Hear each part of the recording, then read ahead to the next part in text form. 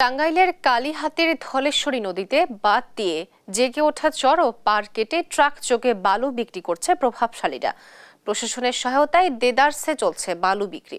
এ নিয়ে বিস্তারিত জানাতে সরাসরি যুক্ত হচ্ছেন সহকর্মী অভিজিৎ ঘোষ। অভিজিৎ, এ নিয়ে প্রশাসন কি বলছে, কি তথ্য রয়েছে আপনার কাছে, জানাবেন আমাদেরকে।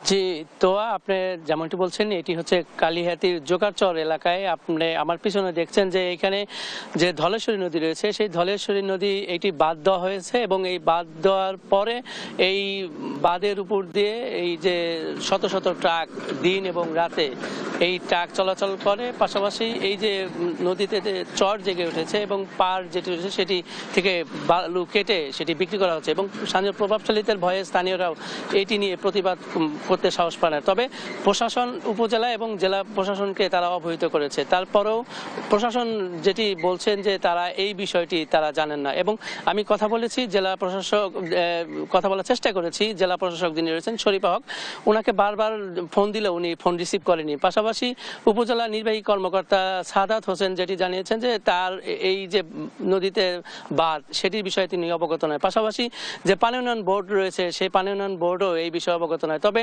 এই সম্প্রতি এই বালুর ঘাটে একজন হেল্পার ট্রাক দুর্ঘটনায় মারা গিয়েছে। তারপরেও কিন্তু এই বালুর যে ব্যবসা সেটি বন্ধ হয়নি। পাশাপাশি এই স্থানীয় বালুর ব্যবসায়ীরা বলছেন, একজন বাদল নামে একজন ব্যবসায়ী বলছেন যে আপনারা যে ভিডিও ফুটেজ করছেন সেটা নিয়ে